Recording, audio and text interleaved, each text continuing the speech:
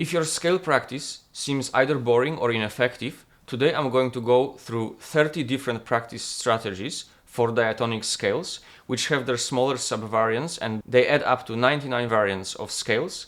And if you combine some of those different exercises together, you will end up with well over 1000 different possible ways of practicing scales. The video is divided into 6 main sections, starting with rhythm exercises, following by articulation and technical positions, fingering, dynamic variants, and some exercises which were difficult to categorize.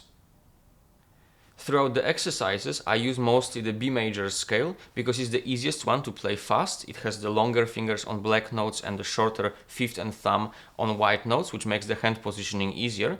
But in some cases, to make it easier for you, I also show some of them in C major key.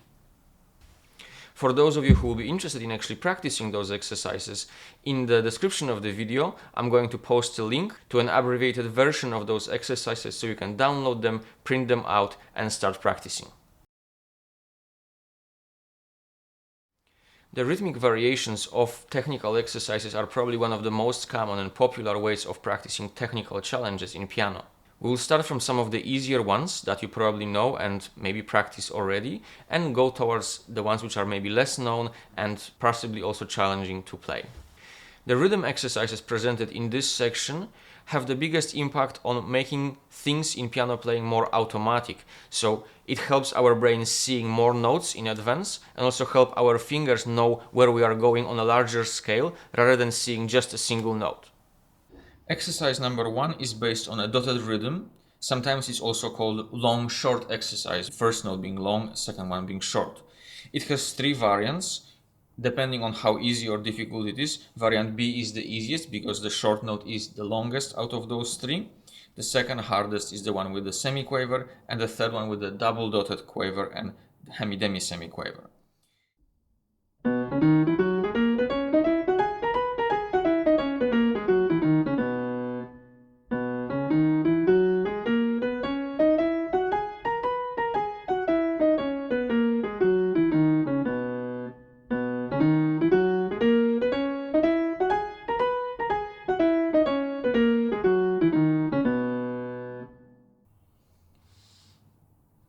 The opposite version to this exercise is a short-long version with the semiquaver plus dotted quaver, and this can be also varied according to the same rhythms as presented on example B and C.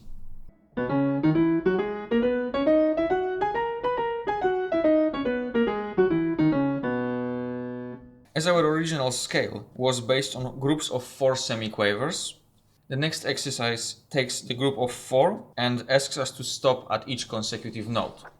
In the case of the first version, we stop on first note, having the rhythm of 1, 2, 3, 4, 1, 2, 3, 4, 1.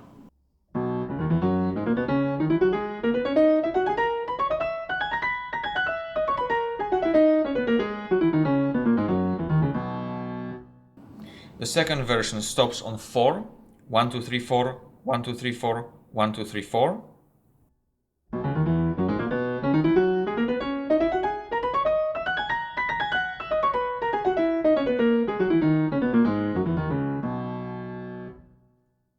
Those 2 exercises are probably the easier versions of the exercise number 3. Now 2 more advanced ones is an exercise C, where we stop on the second note, 1, 2, 3, 4, 1, 2, 3, 4, 1, 2, 3, 4.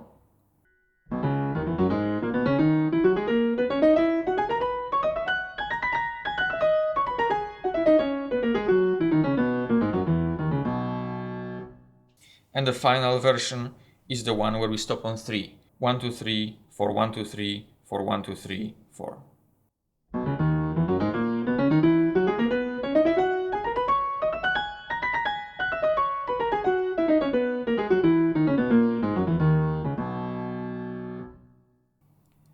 Similarly to the previous exercise, exercise number 4 takes the group of 4 notes and uses the first 2 notes of the group, playing them twice at double speed, helping us speed up that pair of fingers. We end up with a rhythm of 1, 2, 1, 2, 3, 4, 1, 2, 1, 2, 3, 4.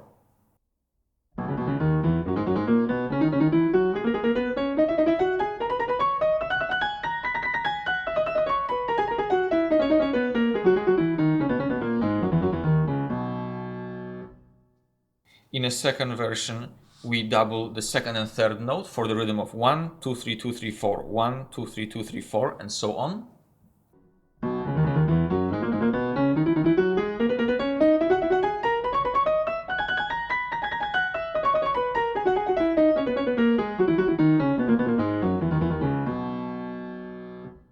Third version, where we double third and fourth note, 1, 2, 3, 4, 3, 4, 1, 2, 3, 4, 3, 4.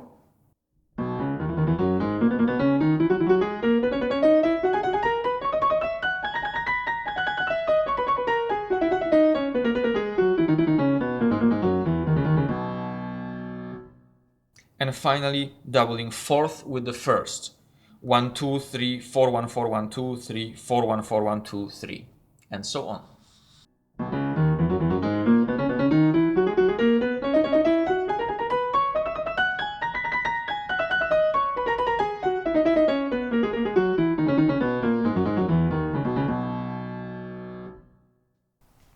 You probably noticed that so far we approached only groups of 4 notes, and that is fine if either in your piece or in your scales you are grouping the notes in groups of 4. But the next section will also address the triplet movement of scales, or a division of 3 instead of 4.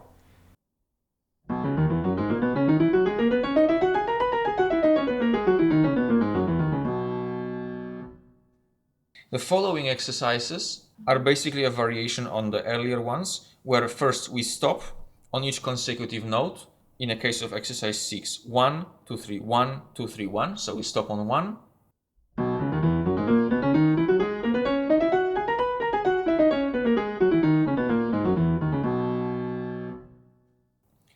Then stopping on the second note, 1, 2, 3, 1, 2, 3, 1, 2, 3.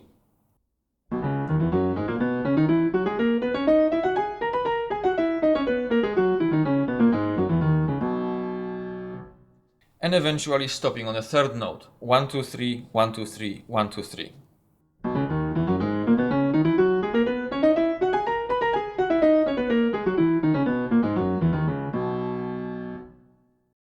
Exercise 7 brings the doubling we first encountered in earlier exercises to the rhythm of triplet. Doubling the first 2 notes and stopping on the third, 1, 2, 1, 2, 3, 1, 2, 1, 2, 3, 1, 2, 1, 2, 3.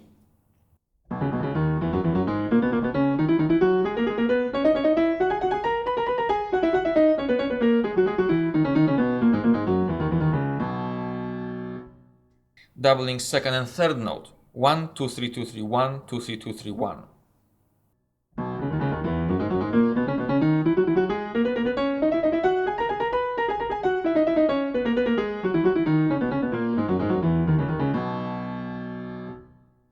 For faster scales, particularly when we reach for tempos over 160 per 4 notes, it's good to start thinking in groups of 8. So from 1 octave B to 1 octave higher next B.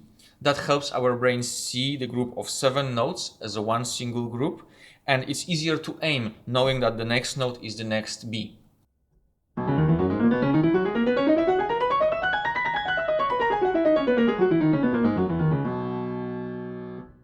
This can be challenging at first in a faster tempo, so an easier version or an intermediary step is the exercise 9 and its variation. So first we divide the octave into 2 separate beats. In the first beat we have 2 notes with a rhythm, and then 5 notes, quintuplet as a second beat.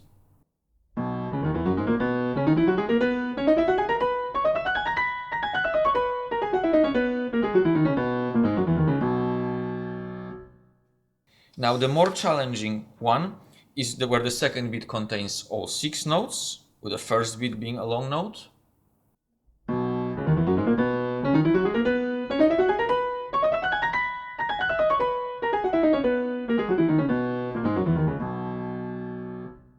And finally, stopping on the 8th note, so septuplet plus a long note.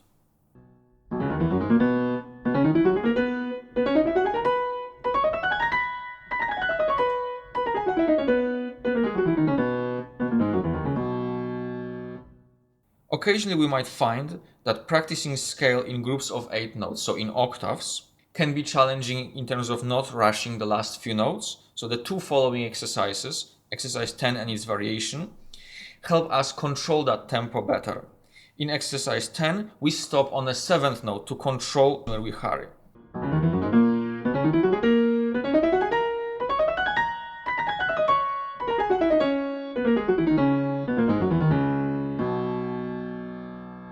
In its variation, we slow down the last 2 notes of the scale within each octave by playing the first 5 notes as a quintuplet and the other 2 notes as 2 quavers.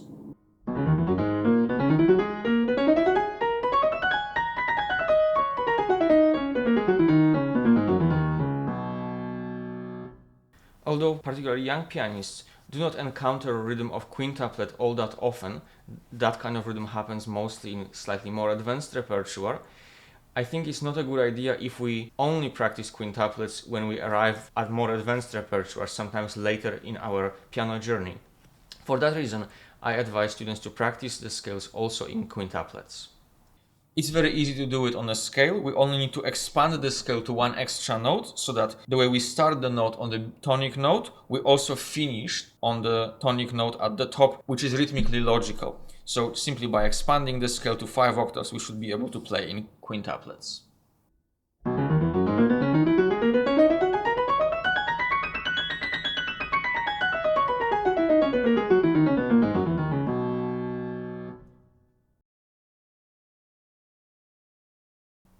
In exercises related to articulation variants, I would like to focus on 4 different articulation types and their combinations between right and left hand.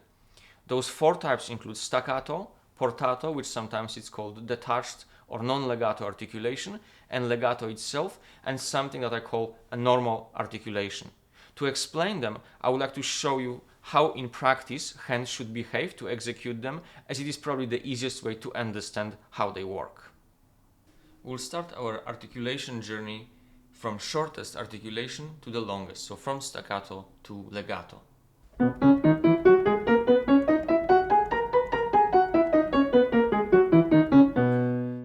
The second articulation is portato, detached or non-legato.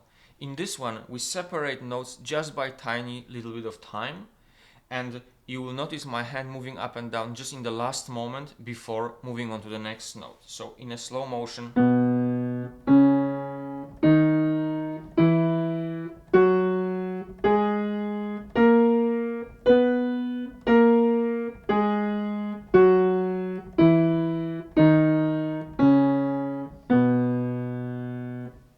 And in a faster.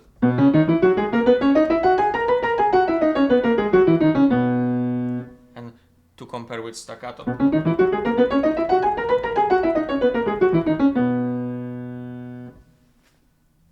What I call a regular articulation is an articulation where we basically release the previous note the moment we play the following note. We don't want to have the effect of notes overlapping, and we also don't want the notes to be disconnected in any particular way. So the moment we play this note, we release the previous finger. I will exaggerate that a little bit. You can see my finger is going up. This can be done, of course, without lifting the fingers. This was just to illustrate. And finally, the articulation legato, when we would like to actually hear the notes being connected.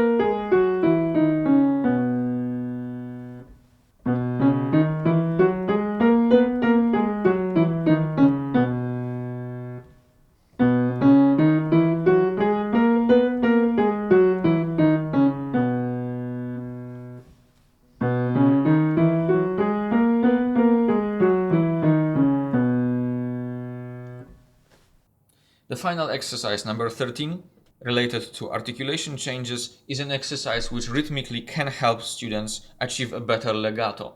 It's quite important to let them know that they should listen for a clear connection between the notes, and that listening should be the best guide for legato practice. But at this stage, it's also quite important to count so that the timing when we take the legato, the previous legato note off, is very precise.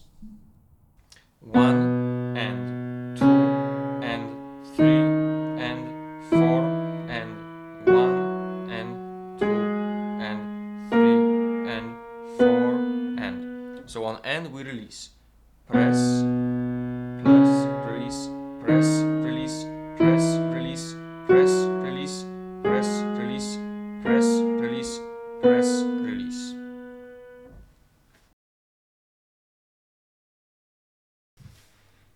The next set of exercises is related to technical positioning, so it will be good to start from explaining what a technical position is. Technical position can be defined as a group of notes that can be performed without the shift of thumb. In case of B major scale, the first three notes, B, C sharp and D sharp, can be executed without shifting the thumb. To play the following note E, we have to actually shift the thumb. The positioning is decided based on a shift of the scales moving up rather than on the way down. On the way down, we basically repeat exactly what we've decided on the way up. Technical positioning is important because it sets a map for our brain as to where our hands are going to quickly go, particularly in very fast tempos, across sometimes 4 octaves. So understanding how the technical positions work help our thumb and our hand find its place in fast speeds. So the first exercise just indicates those positions as clusters of notes. First, second, third, and fourth position.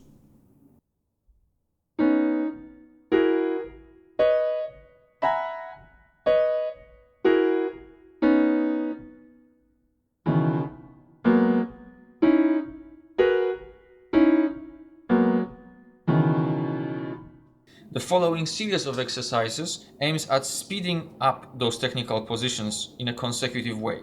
So first we begin with 2 of those chords next to each other, playing them 3 in a row, and eventually for the space of 2 octaves, so 4 positions in one go.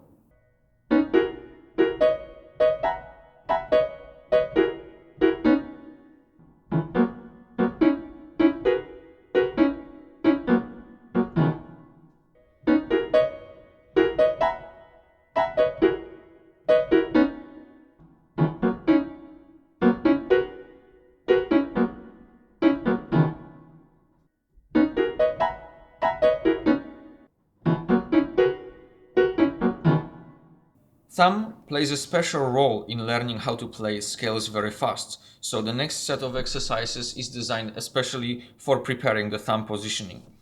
We divide those cluster chords into thumb plus the remaining 2 notes so that we understand where is the thumb's movement happening.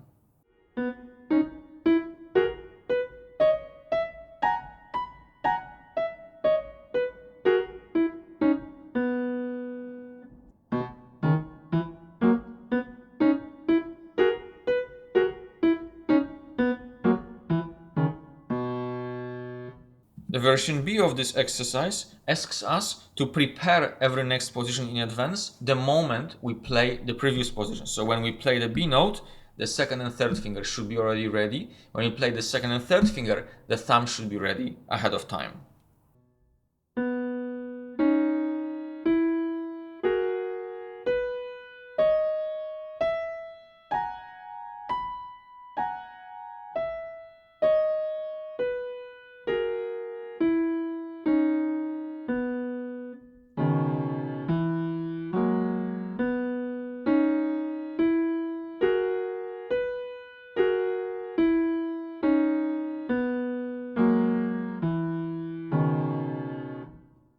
And now we play those positions as written, playing from thumb to the next thumb note in a nice quick succession of notes. Please make sure that you maintain the quality and clarity. There should be no smudging, no legatissimo playing. All nice and clear.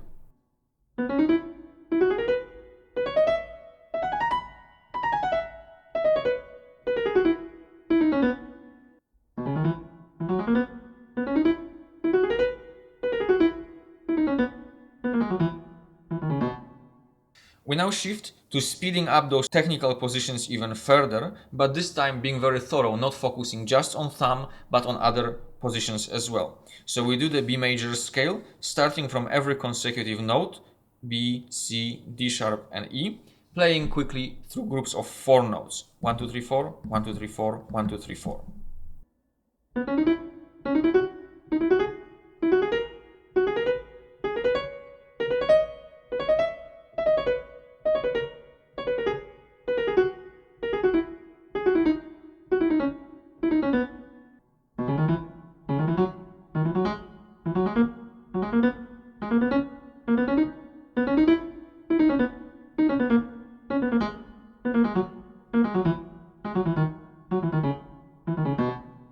We do now the same thing in a slightly more challenging way, going through 5 notes.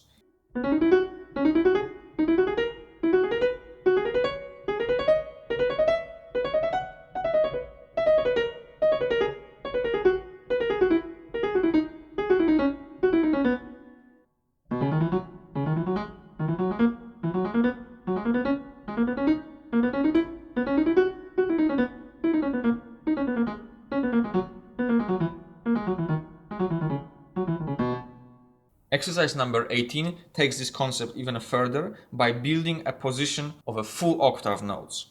It starts from first 2 notes and adding 1 extra note every next group. That can be done in 4 different ways, so moving up, moving down, adding the notes to the beginning of the scale, so starting with 2, adding the 3rd note and so on. The next version starts from the final 2 notes and keeps adding 1 note before that one. Last 2 notes, last 3 notes, last 4 notes, and so on.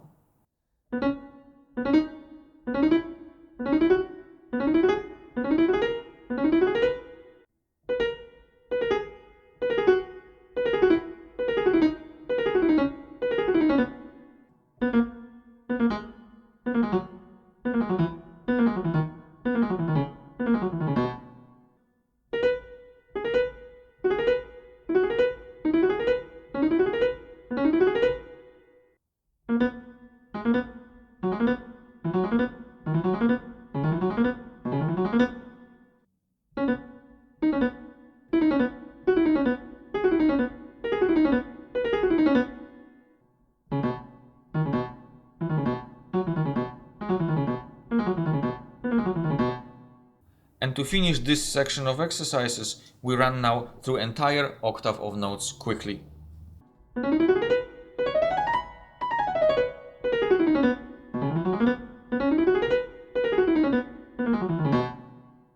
The exercise 19 is one of my favorite exercises for learning how to play the scales faster. We try to loop in circles 5 notes, starting from beginning of the first group of 4 notes to the first of the next group of 4 notes, and trying to find which position is the hardest for us to do. Some are a lot more difficult than the others due to different thumb positions and different fingerings. Once we master those most difficult ones, we see that the scale can be played much faster. So we loop that and play it 3 or 4 times over and over again, hands separately.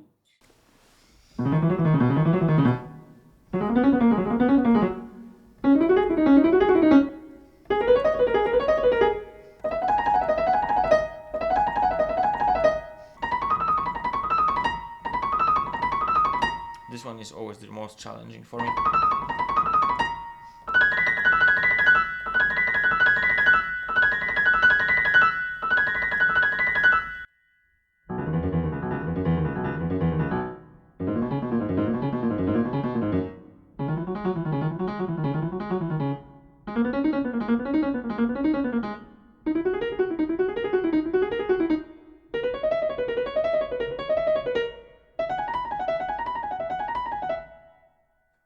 Finally, to finish the section on positional playing, so technical positions, we start the same scale from every consecutive note, keeping the beat in groups of 4. So starting from the first note,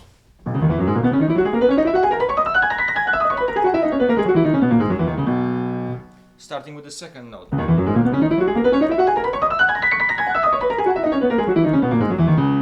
third,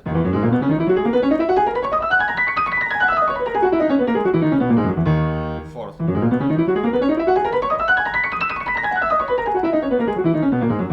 fifth,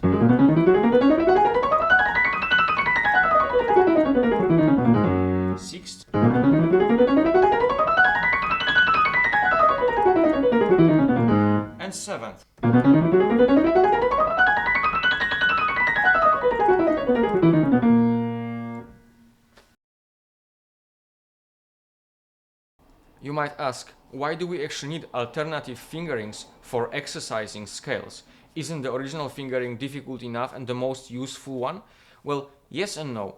Of course, in most cases, if we play B major scale, we will be applying the usual fingering, but there will be some situations, maybe in more advanced repertoire, where the traditional fingering might not work.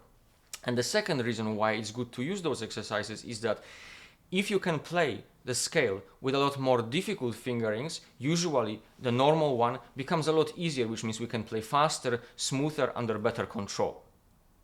Exercise 21 has 3 variants and it focuses on playing B major scale using only 1, 2, 3 fingerings in groups of triplets, 1, 2, 3, 4 in groups of semiquavers, and then 1, 2, 3, 4, 5 in groups of quintuplets.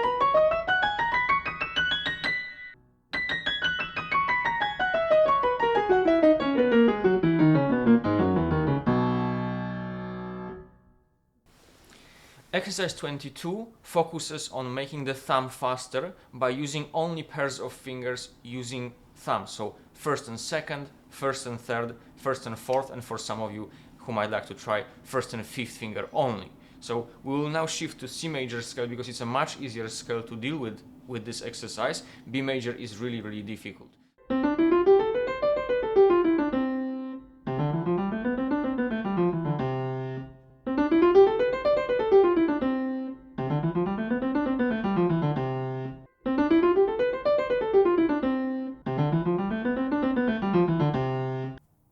The second variant of this exercise assumes the use of the same set of fingers, the same pair, but starting with the other finger. So 2, 1, 3, 1, and 4, 1. And surprisingly, even though the text is the same and the order of the notes is actually the same, we're just starting from the other finger, it's surprisingly difficult to think about the scale this way. So try it for yourself. We now move on to some of the more advanced fingering variants of practicing scales. And there is no limit to how creative you can be. One of those exercises is basically assigning the C major scale fingering, 1, 2, 3, 1, 2, 3, 4, to any other scale. So just to show you how difficult this can be, it is difficult for me as well, because I don't regularly practice something like this. We try to apply that C major fingering to E flat major scale.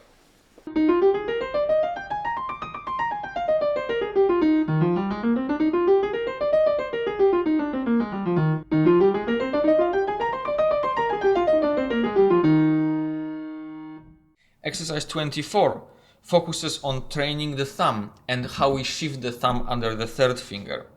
It uses only the group of fingerings 1, 2, 3, 1, and it goes to the B major scale starting from every consecutive note, but using only this fingering pattern.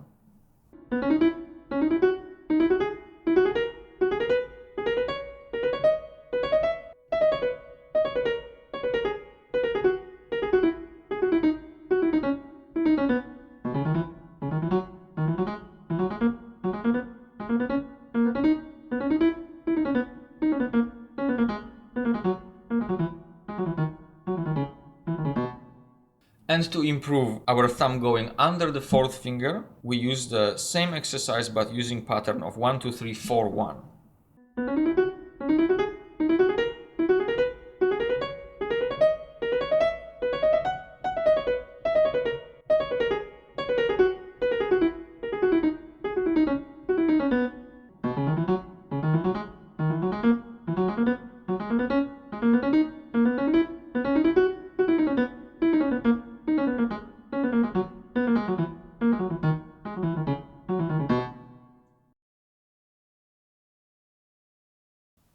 In normal circumstances of repertoire, we tend to play the right hand stronger than the left hand, just as a very general rule. So when we practice scales, we will also start from learning it this way, with right hand stronger than left.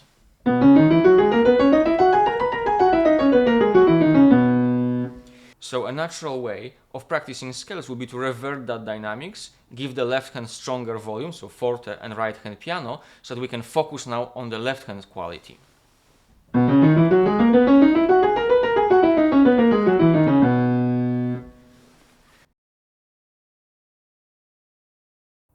We can contrast the dynamics by playing different dynamic marking per every octave. We can start with left hand playing first octave in forte, right hand in piano, and then switch them around, with right hand being forte, left hand piano, and with every next octave switching the dynamics around.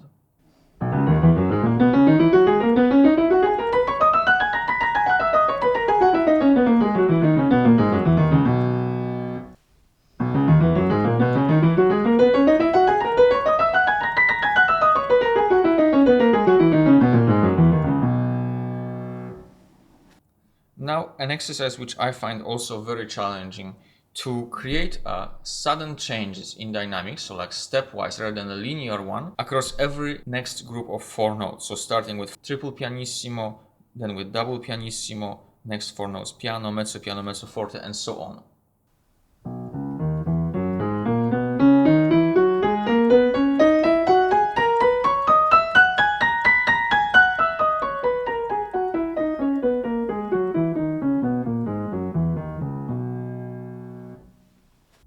The same sudden dynamic change can serve as a useful tool to understand hand positioning. First, we apply the positioning variation to the right hand, playing the one position in forte as second position in piano, and then doing the same thing for the left hand, with first position being forte, the second position being piano.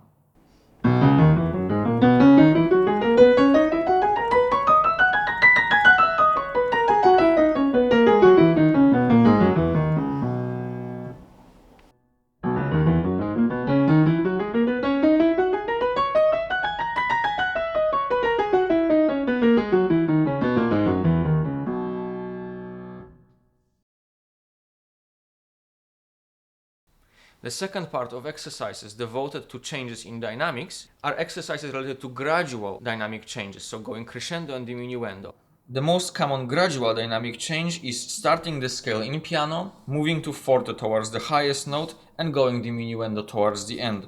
This is a standard way of performing scales on exams, particularly because it sounds nice and musical, giving it a nice artistic shape.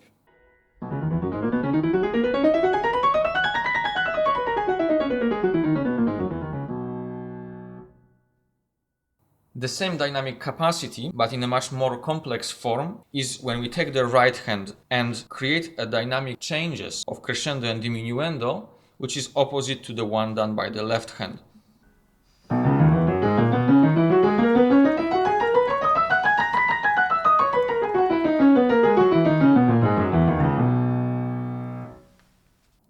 And now the same can be done starting with the opposing dynamics, so forte in the right hand, piano in the left hand.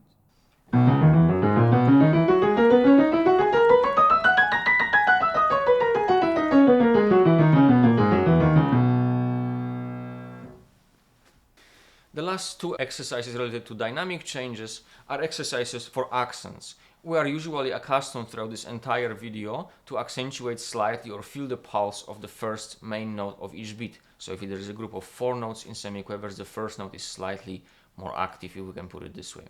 So now we'll change that and accentuate second, third or fourth note in turn. Those exercises are very useful if, for example, a particular note sounds softer or we can't hear it very well, then accentuating like this can help us figure out why this is not happening and actually improve.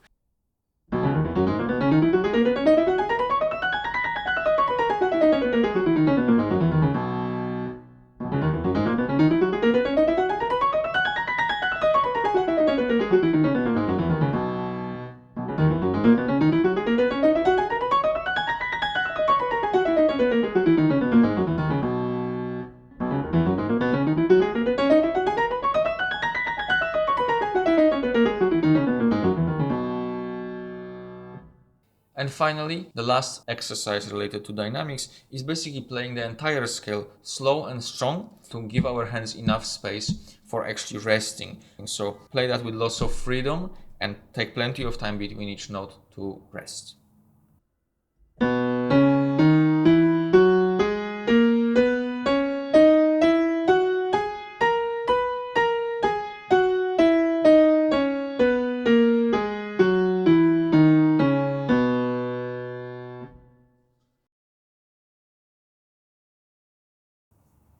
To finish our scale exercise marathon, few exercises which were for me difficult to categorize. One is about repeating either twice or 3 times the same note of the scale. This is particularly useful if somebody is focused mostly on just rolling the hand across the notes and feels that there is not enough clarity in each finger, then repeating it twice or 3 times might be a good idea.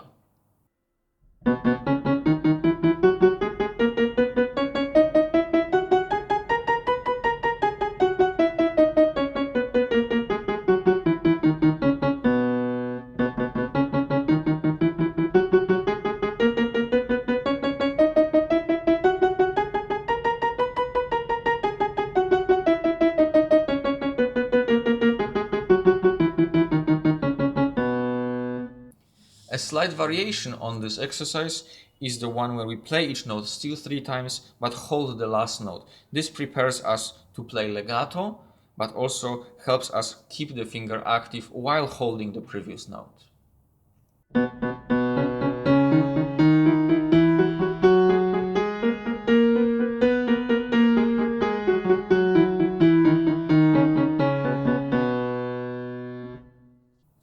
Exercise 29 shows that polyrhythms can also be practiced with the use of scales.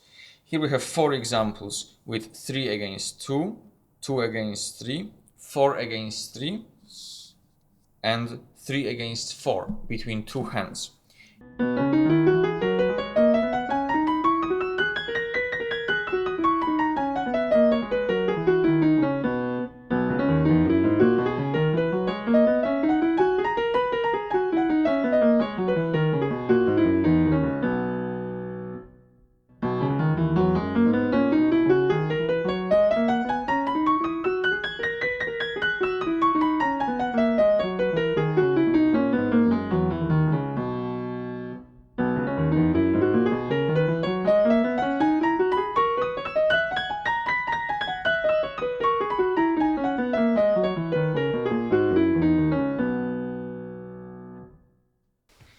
Well, we got to the end. The final exercise is to learn how to play the scale with hands crossing, so switching them around.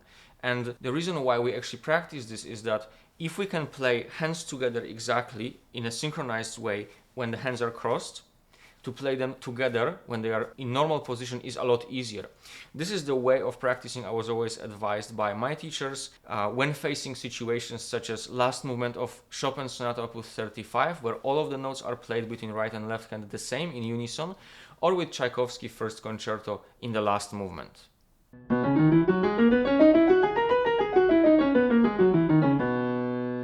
Keep in mind that it's up to you to decide whether you want the left hand to go above the right hand or underneath the right hand. Not all of the combinations of exercises will be useful to you or maybe useful in general. So find the ones that work for you and just give up those that do not work. If you find that the combinations I mentioned are not enough, or you want to be very creative about inventing your own exercises, you are most welcome to combine some of those different areas from different part of the video together into new exercises. If, for example, you take variations of articulation, just 4 different articulations without even differentiating them between hands, and you apply them to the remaining 25 other exercises not related to articulation, you will end up with well over 100 different exercises. And if you use the subcategories of those exercises, that's well over 1000 exercises that you can use. What goes very well together is also using different technical positions. So you could use, for example, exercises from 19 and 20 and combine them with rhythmical exercises from exercises 1 to 4. At the end, I just wanted to mention that most of those exercises aren't new. They are not my invention. They were either passed on to me by my teachers, but as I found out digging through a variety of resources, they were also invented many years before my teacher's times as well. So I've attached some of the links to the resources you can use to find even more exercises related to scales and many other technical exercises with references to older sources. This video was actually a massive effort on my part, and I can give myself only thumbs up for this effort. It took a very long time to prepare, quite a long time to film and edit as well. So I do hope you enjoyed it. Thanks for watching. Bye.